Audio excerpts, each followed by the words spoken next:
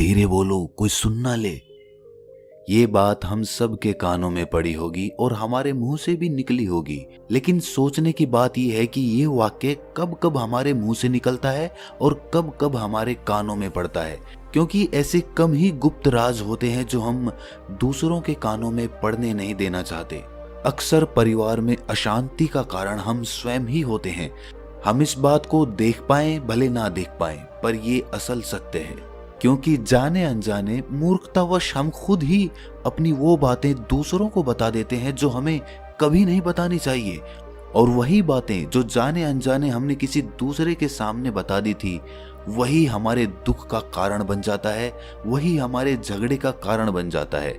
और फिर बाद में हमें पछतावा होता है कि मुझे ये बात किसी को बतानी नहीं चाहिए थी, मेरी ही गलती हुई कि मैंने जाने अनजाने ये बात सभी को बता दी। इसीलिए आज की जो बौद्ध कहानी मैं आपको सुनाने वाला हूं, उसे सुनने के बाद आपको 7 ऐसी बातें पता चलेंगी जो आपको कभी किसी को नहीं बतानी। ये जो 7 बातें हैं जो आपको किसी को नहीं बतानी, क्यों नहीं बतानी, इसके पीछे का तर्क भी मैं आपको दूंगा। और इन 7 बातों के अलावा अगर आपको लगता है कि कोई बात ऐसी है जो मुझसे छूट गई या मैं नहीं बता पाया, तो कमेंट सेक्शन में जरूर बताना। इससे पहले कि आप इस बौद्ध कहानी में खो जाएं, इस चैनल को सब्सक्राइब जरूर कर लें। तो चलिए कहानी शुरू करते हैं। एक समय की बात है, एक नगर में रिंकू नाम का एक युवक रहता था। वो युवक बहुत गरीब था, कुछ पैसा नहीं था उसके पास। 2 वक्त की दाल रोटी भी बड़ी मुश्किल से उसको नसीब होती थी। किसी काम की तलाश में दिन रात खोज करने पर भी उसे कोई काम नहीं मिल रहा था। फिर एक दिन उसने अपनी पत्नी के सामने अपनी सारी समस्या बता दी। उसने अपनी पत्नी को कहा कि मैं जिस जगह भी काम मांगने के लिए जाता हूँ तो हर कोई मुझे ये कहकर काम नहीं देता कि हमारे यहाँ काम की ज़रूरत नहीं है। मैं काम की तलाश कर करके थक चुका हूँ।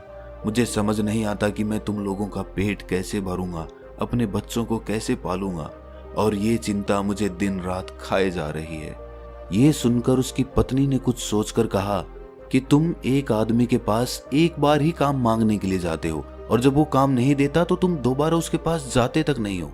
अगर तुम्हें उनसे काम लेना है तो तुम्हें हमदर्दी जतानी होगी, तुम्हें उनसे हमदर्दी हासिल करनी होगी, अपनी गरीबी दिखानी होगी, ताकि वो लोग तुम्हारी मजबूरी समझकर तुम्हें काम पर रख लें।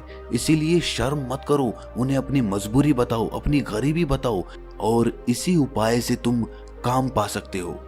ये बात रिंकू के मस्तिष्क में बैठ गई और अगले दिन काम मांगने के लिए वो उसी सेठ के पास जा पहुंचा जहां पर वो पिछले दिन काम मांगने के लिए गया था। लेकिन इस बार उसने हाथ जोड़कर उस सेठ से प्रार्थना की, उससे विनती की कि वो बहुत गरीब है और उसे काम की बहुत आवश्यकता है। वो जो कुछ भी उसे देंगे वो उसमें संतुष्ट हो जाएगा, पर कृपया करके मुझे अपने यहाँ काम पर रख ले। उसकी ये हालत देखकर उस सेठ ने उसे अपने यहाँ काम पर रख लिया। वो रोज वहां पर काम पर जाने लगा। अंदर ही अंदर वो खुश तो था कि उसे काम तो मिला, लेकिन उसे वेतन दूसरे लोगों से कम मिलता था। वही काम जो दूसरे लोग कर रहे थे उन्हें ज्यादा वेतन मिल रहा था और इसे कम वेतन मिल रहा था। जब इस बारे में उसने अपने सेठ से कहा तो सेठ ने कहा कि देखो भाई, तुम्हें काम की जरूरत थी, मैंने तुम्हें काम दिया, मेरा धन्यवाद करने की बजाय तुम मुझसे शिकायत कर रहे हो, ये कैसी भलमनसाहत है। ये सुनकर रिंकू वहीं पर चुप हो गया। बात कहीं ना कहीं सत्य थी, सच थी। सेठ ने तो उसे उसकी मजबूरी के हिसाब से ही काम दिया था और इसीलिए वो उसे अपने अनुसार ही वेतन देता था। लेकिन धीरे धीरे उसने ये बात अपने सगे संबंधियों और अपने दोस्तों को भी बताना शुरू कर दी कि उसका सेठ कैसा आदमी है और उसे कितना वेतन देता है। समय बीतता रहा और रिंकू पूरी लगन के साथ अपना काम करता रहा। लेकिन अब परिस्थितियां बदलने लगी थी। सेठ अब रिंकू से दूसरे लोगों से ज्यादा काम लेता था और उनसे कम वेतन उसे देता था। ये बात रिंकू के मन को बहुत खलती थी। वो दूसरों से ज्यादा मेहनत कर रहा है और उनसे कम वेतन पा रहा है। इससे उसके आत्मसम्मान को बहुत गहरी चोट पहुंची। अब धीरे धीरे उसका मन अपने काम से हटने लगा। उसका मन काम में लगता ही नहीं था। जाहिर सी बात है कि ऐसी जगह किसका मन लगेगा जहां आदमी को अपने आत्मसम्मान के साथ समझौता करना पड़े। इसीलिए जल्द ही उसने अपना काम छोड़ दिया और वो घर पर आकर खाली बैठ गया। अब उसके पास घर का खर्चा चलाने के लिए भी पैसे नहीं बचे थे। इसीलिए उसने अपने सगे संबंधियों और अपने दोस्तों से सहायता मांगनी शुरू की। लेकिन उसके दोस्त उसके सामने तो उसे दया का पात्र समझते थे, उसे दिलासा देते थे, लेकिन पीछे से उसका मजाक उड़ाते थे। वो कहते कि कितना बेवकूफ है, सेठ ने इतना काम लिया और बेचारे को पैसे भी नहीं दिए। अरे हम इसको पैसे दे दें तो ये कल हमारा भी पैसा वापस कर पाएगा? इसकी ऐसी हालत है, काम तो इसके पास कुछ है नहीं, पैसा कहां से लाके देगा? और इसी वजह से रिंकू की हालत दिन ब दिन खराब होती जा रही थी। अब वो दिन रात तनाव में रहने लगा था। वही दोस्त, वही सगे संबंधी जो उसके अपने होने का दिखावा करते थे, वो उसे दया का पात्र समझ रहे थे। उन्हें उसके ऊपर तरस आ रहा था। सब लोग आकर उसे ज्ञान तो बहुत देते थे, लेकिन कोई सहायता नहीं करता था। और अक्सर ऐसा ही होता है, ज्ञान देने वाले तो बहुत मिल जाते हैं, लेकिन मदद करने वाले, उंगली पकड़कर, हाथ पकड़कर आगे चलाने वाले कितने लोग मिलते हैं। एक दिन उसे पता चला कि पड़ोस के गांव में एक बौद्ध भिक्षु आया हुआ है जो बहुत ही ज्ञानी है। रिंकू इतना तनाव में था कि उसे कोई रास्ता नजर ही नहीं आ रहा था। इसीलिए जाने अनजाने वो उस बौद्ध भिक्षु के पास पहुंच जाता है। वहां पहुंचकर वो सीधे उनके पैरों में गिरकर रोने लग जाता है। वो रोते रोते उन्हें अपनी सारी परिस्थिति बताता है। उसे बताता है कि किस तरह उसके सेठ ने उसका फायदा उठाया और उसके सगे संबंधी उसके साथ कैसा व्यवहार रखते हैं। सारी बातें सुनकर बौद्ध भिक्षु ने उसे चुप कराते हुए कहा कि भंते, ये सारी समस्याएं तुम्हारी बुद्धिहीनता, तुम्हारी मूर्खता के कारण उत्पन्न हुई है। अगर तुम्हारे अंदर विवेक होता तो इनमें से एक भी समस्या तुम्हारे चित्त को दुखी नहीं कर सकती थी, लेकिन तुमने अपने अविवेक के कारण, अपनी मूर्खता के कारण खुद ही अपने रास्ते में कांटे बिछा दिए। आज मैं तुम्हें 7 बातें बता रहा हूं जो भूलकर भी किसी को मत बताना, और इन बातों का अनुसरण करते हुए तुम बाहर से मिलने वाले दुखों को तो दूर कर ही सकते हो जो बेवजह दुनिया की वजह से तुम्हारे अंदर पनपते हैं। पहली बात जो किसी को नहीं बतानी चाहिए वो है अपनी मजबूरी। अपनी मजबूरी का दिखावा करके, दूसरों का दया पात्र बनके उनकी सहायता लेने की गलती कभी मत करना। हो सकता है कि आज वो तुम्हारी मजबूरी देखकर तुम्हारी सहायता करते, लेकिन कल वो तुम्हारा फायदा उठाने से भी नहीं चूकेगा, और अगर फायदा भी नहीं उठाया तो दूसरों के सामने तुम्हारा मजाक बनाने में वो आदमी कभी नहीं चूकेगा।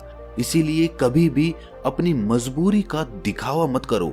अगर घर में 2 रोटी है, सूखी रोटी है, तो वही खाकर सो जाओ, लेकिन दूसरों को इसके बारे में भनक तक नहीं लगनी चाहिए। जरा आप खुद सोचो, मजबूरी बताने का क्या प्रयोजन होता है एक इंसान का? या तो वो दूसरों से सहानुभूति हासिल करना चाहता है या उनसे कोई आर्थिक मदद चाहता है। लेकिन अगर दोनों ही परिस्थितियां आप देखें तो दूसरा आदमी आपका फायदा उठाने से नहीं चूकेगा, और अगर वो फायदा नहीं भी उठाएगा तो अपनी नजर में तो वो आपको मूर्ख ही समझेगा, बेवकूफ समझेगा, और दूसरों के सामने आपका मजाक तो जरूर बनाएगा। इसीलिए अपनी मजबूरी के बारे में कभी किसी को मत बताना। दूसरी बात जो किसी को भी नहीं बतानी चाहिए वो है अपनी अतीत की गलतियां और भविष्य की रणनीतियां। जरा सोचो कि अगर हम अपने अतीत की गलतियां किसी दूसरे को बताते हैं तो उसका क्या प्रभाव होगा। वो गलतियां ठीक तो नहीं की जा सकती, जाहिर है, तो उन्हें बताने का क्या प्रयोजन रह जाता है। आप अपने अंधेरे पक्ष को खुद दुनिया के सामने बता रहे हो, खुद अपनी गलतियां दूसरों के सामने बता रहे हो। इससे उस आदमी की नजर में आपका एक चरित्र गठित हो जाएगा और वो भविष्य में हमेशा आपको उसी नजरिए से देखेगा।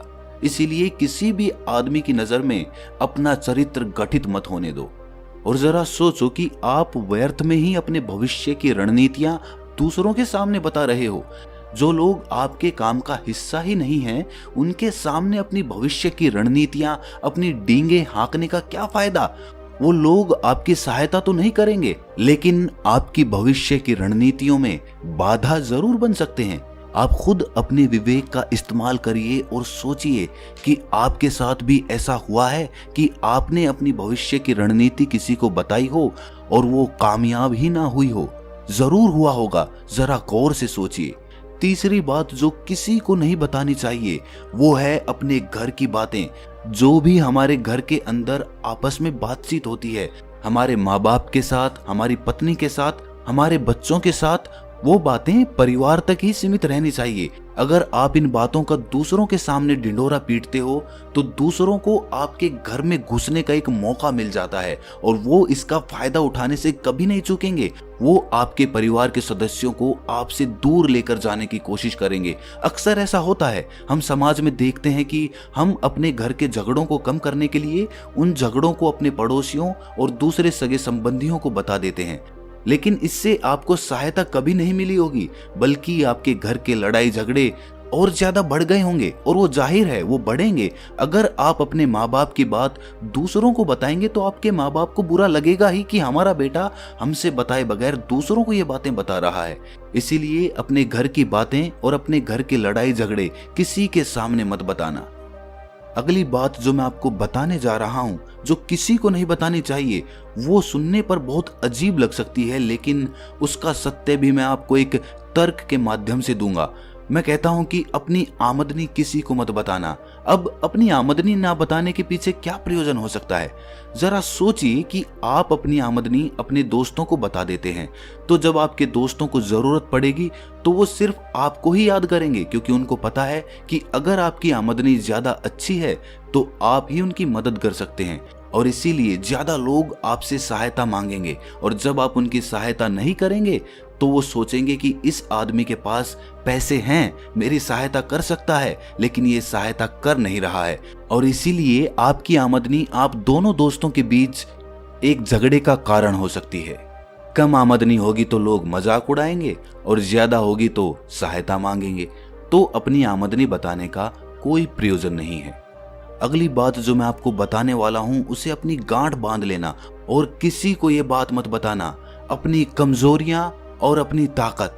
अक्सर इंसान को पता नहीं होता है कि उसकी कमजोरी या उसकी ताकत क्या है, लेकिन अगर आपको अपनी कमजोरी और अपनी ताकत पता है तो पहली बात तो आप बहुत ही बुद्धिमान आदमी हैं, और दूसरी बात कि आपको ये बातें किसी से साझा नहीं करनी है, क्योंकि अगर आपकी कमजोरियां दूसरों को पता चल गई तो वो आपकी कमजोरियों का फायदा उठाएंगे, और अगर आपकी ताकत पता चल गई तो वही ताकत आपकी कमजोरी बन जाएगी, क्योंकि वो ताकत दूसरे आदमी को पता है और वो ताकत की काट भी ढूंढ ही लेगा। अपनी कमजोरी और अपनी ताकत अपनी पत्नी या अपने पति को भी नहीं बतानी चाहिए, क्योंकि इसके बाद आपको घर में उनसे हमेशा दब के रहना पड़ेगा। अगली बात जो किसी को नहीं बतानी चाहिए वो है अपने मित्र और अपने शत्रु। आप अपने मित्रों के बारे में अगर दूसरे लोगों को बताएंगे तो वो आपके मित्रों के साथ अपनी घनिष्ठता बनाकर आपको धोखा दिलवा सकते हैं। आपके गहरे मित्रों को आपसे दूर करने का प्रयास कर सकते हैं। अक्सर आम आदमी ऐसा नहीं करता, लेकिन आपके दुश्मन ऐसा करने की कोशिश कर सकते हैं। और दूसरी तरफ आपके शत्रु का भी किसी को नहीं पता लगना चाहिए, क्योंकि आज जो आपका मित्र है अगर कल वो आपका दुश्मन हो गया तो वो आपके दुश्मन के साथ ही मिलकर आपको परास्त कर सकता है, आपको धोखा दे सकता है। इसीलिए अपने सबसे अच्छे दोस्तों को भी अपने दुश्मन के बारे में कभी मत बताना। अगली और आखिरी बात कहना चाहता हूं कि जब तुम दान करते हो तो दान के बारे में भी किसी को मत बताना, नहीं तो दान करना व्यर्थ हो जाता है, बेकार हो जाता है। जब आप अपने दान का ढिंढोरा पीटते हो तो आप ये बता रहे हो कि मैं कितना बड़ा दानी पुरुष हूं, और ये आपके अंदर एक अहंकार निर्मित करेगा। इसीलिए दान गुप्त रूप से किया जाए उतना ही अच्छा होता है, उतना ही फलदायी होता है। जब आपका बायां हाथ दान कर रहा हो तो दाएं हाथ को भी ना पता चले कि बायां हाथ दान कर रहा है। ये 7 बातें जो बौद्ध भिक्षु ने रिंकू को बताई, इनमें संसार के सभी सिद्धांत छिपे हुए हैं। इन बातों का अनुसरण करते हुए आप अपने घर में सुख शांति बना सकते हैं और घर के झगड़े हमेशा के लिए दूर कर सकते हैं। आप इन बातों के बारे में अपने विवेक से भी सोचेंगे तो आपको ये बातें सच मालूम पड़ेंगी। और हमारा कहानी सुनाने का मकसद यही है कि आपका विवेक जागृत हो, आप खुद उन बातों के बारे में सोचें जो हम आपको बता रहे हैं, और अगर हम गलत हैं तो आप कमेंट सेक्शन में वो बात जरूर बताएं जिस पर हम गलत हैं। और इनके अलावा भी अगर आप कुछ जानते हैं तो उन बातों को भी कमेंट सेक्शन में जरूर डालें। तो तो दोस्तों कैसी लगी आपको ये कहानी कमेंट सेक्शन में जरूर बताना, और अच्छी लगी तो इस चैनल को सब्सक्राइब जरूर कर लेना। तो मिलते हैं अगली कहानी में, तब तक के लिए अपना ख्याल रखें।